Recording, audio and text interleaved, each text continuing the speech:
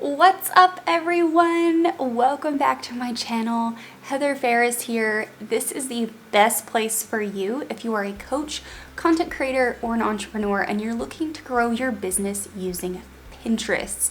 This week's video is all about how to use Pinterest as a marketing platform in 2020 and beyond, and we're talking about the algorithm updates that have come out this year. So stay tuned. Hey everyone, Heather Ferris here. Thank you so much for joining yet another week's video on how to use Pinterest for your business. I release weekly content all about Pinterest marketing and everything that comes along with using Pinterest for your business. So we talk about automations, tools, blogging, funnels, you name it, and I am creating content for you on it. So if you're new here and you haven't subscribed yet, take a chance. Go ahead and subscribe. We release weekly videos and they are designed to help you grow your business using Pinterest. I released a video on Pinterest for 2020 some months back, like 8 months ago. And I just wanted to release an update because there have been some algorithm changes. There have been some big things happening in the Pinterest marketing world since I released that video. So let's just start at the top of the docket. Algorithm changes. In February timeframe, February is when like shit tends to hit the fan with Pinterest. Algorithms change because the holidays just ended. We've got this year like a super big push for fresh content happened. And basically Pinterest came out and just said like, we want fresh content. We're not going to put up with your old crap anymore. Give us fresh content or we're not going to prioritize you in the feed. So this is not new. This has been like two and a half years coming for this whole fresh content thing. And if you're wondering what fresh content is, essentially it is brand new versions of your old content. Don't repin your old stuff over and over again anymore. Only pin new versions or brand new content going forward. Now, if you haven't pinned that image in a long time, that's okay. Just don't pin it week after week anymore. So that's fresh content. So that came out as a continued focus. This isn't new information, it's continued. Something else that came out just recently, like within the last couple of weeks, and I'm filming this video in August of 2020. So at the end of July, a news article came out and it said that we are wanting to start doing some controlled distribution. What does that mean? Essentially, if you as a user, when you're using Pinterest, if you're not interacting with other types of pins, which Pinterest gives all creators the ability to use, most all creators, if you're not interacting with those in your feed. So for example, as a user, if I wasn't actually interacting with video pins, then I wouldn't see video pins in my feed. That's how they've designed the smart feed, and that's how they've designed the platform based on the user's preferences and their use of the platform, right? So what they're doing is a test. They're doing controlled distribution. So what does that mean for content creators? What does that mean for you? It means that now is your opportunity to diversify the types of pins in your feed to not only get more distribution in the algorithm, but to also get more eyes on your content. So if you're creating story pins or video pins or carousels, shop pins, whatever it is, if you are adding in different types of pins into your feed, basically Pinterest is going to take that and do a controlled distribution into the feed for your users, for your audience. Now, they haven't said how many people they're actually doing this, if it's an algorithm-wide thing, but chances are you would be in the good camp if you just went ahead and added in additional types of content in your feed. Now, I'm not saying that you need to go crazy. I'm just saying that maybe once a week add in one story pin, and when you're scheduling your content inside of Tailwind, maybe add in a video. You can schedule videos through Tailwind now, which is great. They actually hold it for 24 hours. They send it to Pinterest to verify so Pinterest can do their thing, and then they will add it into your queue and it'll start going out like every other static image. So that is controlled distribution. So those are the new algorithm updates. Actually, I want to talk to you about how to use the platform strategically, because it seems like week after week, I'm getting new audience members that are coming in and they're like, I don't know how to use the platform. So this video is for you. If you don't know how to use it, or if you're confused, maybe you haven't used it in a long time, then the rest of this content is specifically for you. The first step that you're going to do when you are using Pinterest for your marketing engine is to start with an optimized profile. The best thing that you can do for yourself when you very first start using Pinterest is to optimize that freaking profile for your audience from the get-go. Now, if you need to know how to use keywords, there's a video somewhere up in here talking about how to find keywords on Pinterest. You are going to use that tutorial to find your keywords, and then you're going to go and create boards around your audience. Now, you may be wondering, like, well, how do I actually create boards around my audience? I don't know what you mean. I don't know how to find them. If you're not sure how to find your audience on Pinterest, or maybe you need to refresh your profile, then you are going to think, this is the exercise I lead all my students through. What are the top 3 questions that you get asked in your business all the time? And then what are the top 3 pain points your audience is experiencing related to those questions?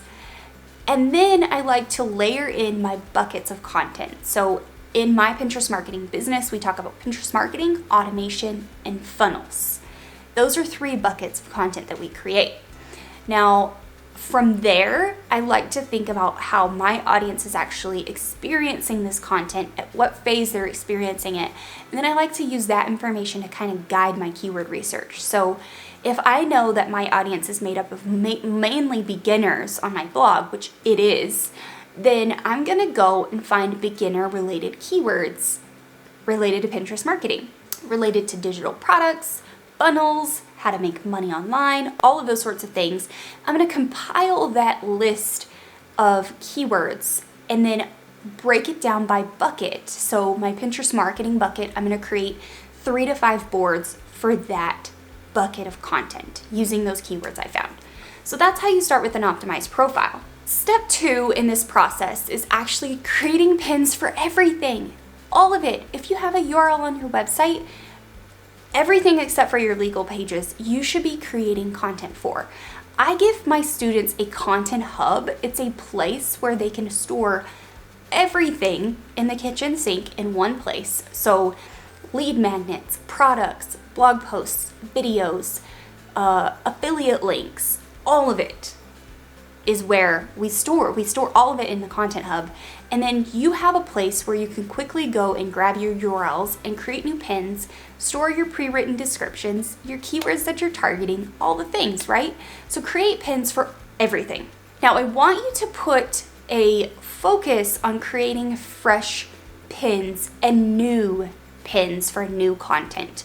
Now, fresh versus new is basically fresh is any URLs you have previously pinned, and new is something that's brand new. It's never been pinned before. So make sure you're putting your focus on those things. If you don't have time in your schedule to sit down and create 30 brand new pins for the week, then don't try and overwhelm yourself and create 30 brand new pins for the week. I want you to instead focus on creating like 10 new images a week. That equates out to about 40 new images per month. And you are not only giving Pinterest what they want, but you are getting new eyes on your content, because everyone sees images in a different way. We all see keywords and colors and fonts and all of that stuff in a different way. So as you think about creating content and new pins and fresh pins, also keep that in mind. Next up on the docket is making sure that you are prioritizing the first board, the most relevant board. When you are creating your pins, I want you to create them and write the description for them based on where you're going to pin that sucker first. So if I'm creating a Pinterest marketing pin for this video, I'm going to create my description and craft it based on my Pinterest marketing board. I have a board all about Pinterest marketing strategies, and that's where I'm going to pin this specific piece of content first. So my keywords are going to be really related to that very first board.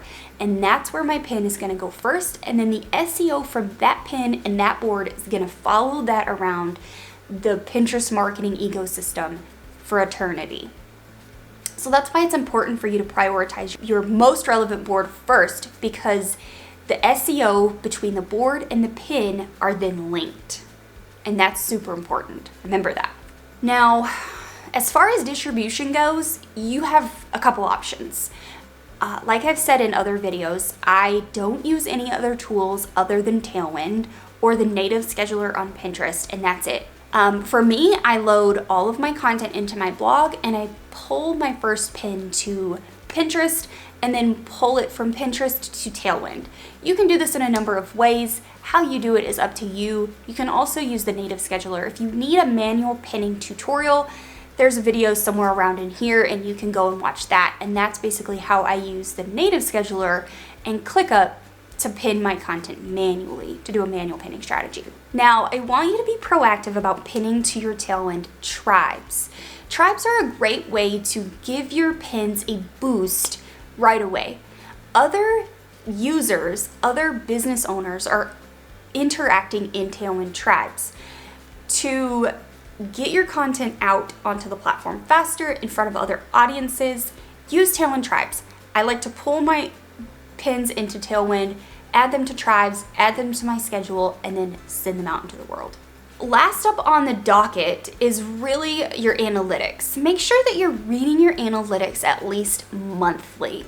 If you're wondering what you're looking for in your analytics, then I do have a Pinterest marketing masterclass.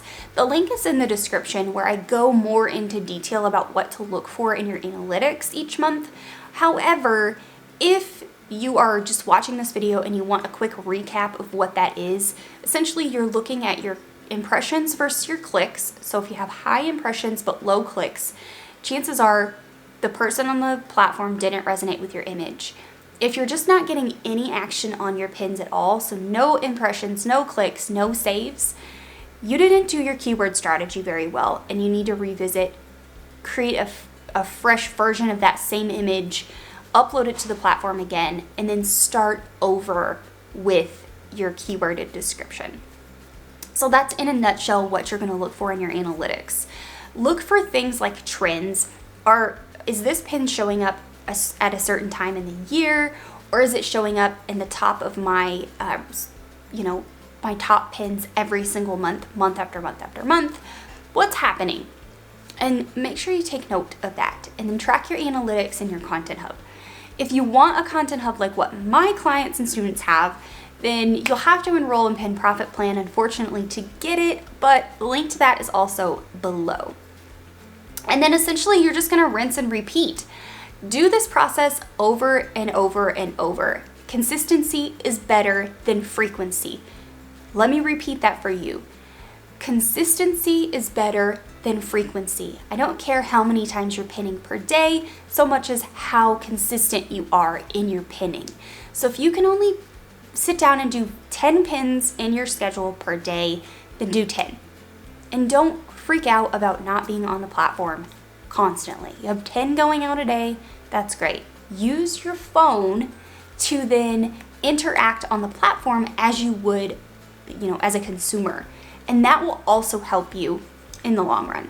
So that's it for this week's video and how you can use Pinterest in 2020. If you want more information or you want to dive deeper into using Pinterest marketing for your business to get more leads, sales, traffic, all the things, visit the description. I have a blog post linked down there that goes with this video.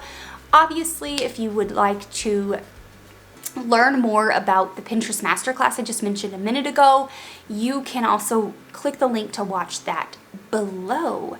That's it for this week. I hope that you enjoyed this video. Please subscribe if you haven't already. Leave me a comment if you have any questions, and I will see you next week.